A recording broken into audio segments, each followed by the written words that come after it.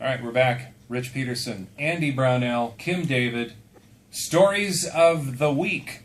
Andy, are you starting this time? Well, I think locally the planned acquisition of the Chateau Theater by the city of Rochester probably was the biggest story of the week.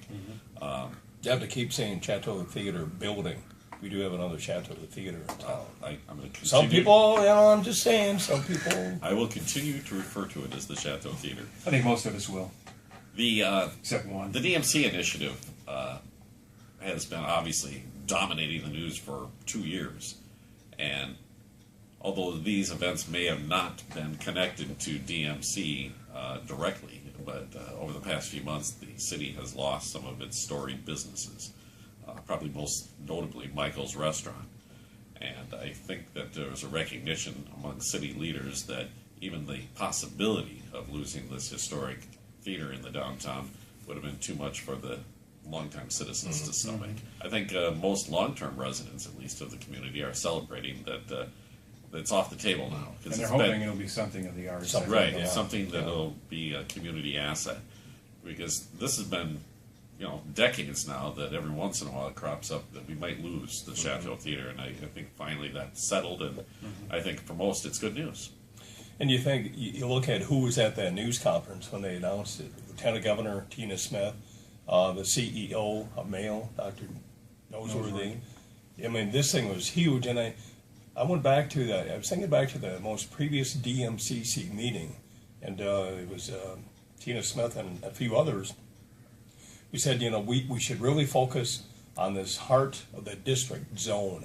That's where the Chateau is, and build from there. And their feeling is, let's do something that's visible, something that local people can take part in and be a part of. And so this comes up. What better way to kickstart? One of the other stories that grabbed news earlier in the week as well was the story dates back to 1980. A lot of people don't even know about it. A killing of a teenager from Texas.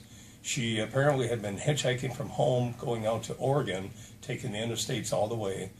She was hitchhiking on I-90 when a state trooper in his squad car in uniform picks her up, somehow gets her into the vehicle, drives out some rural area and tortures her, rapes her, strangles her, and then dumps her body in a ditch. It was later found. And she was a Jane Doe. She was a Jane Doe, and they had no idea. And he didn't know. He confesses to the murder years later and is still doing time. He had no idea who she was. She had no ID, nothing. So for her family, she vanished off the face of the earth. Just disappeared. And, you just think what this family has been going through, and they probably had given up. And then all these advances you hear about in DNA testing and so on, every year you hear, well, we can do an even better job. And this time they did. They exhumed her remains last summer, and then all this testing was going on. Are her folks still alive? I don't know. They just said they had two family members. She'd be 53. Right. They had two family members gave their DNA, and it was put in this database. That was in 2007. So to show you how long this has been going on, and they got a match, and they confirmed it, and it worked. And I mean, what a story! As tragic as it is, you just think for the family, closure after all these years. Another aspect of this story that hasn't been talked about a lot is the way news is covered today.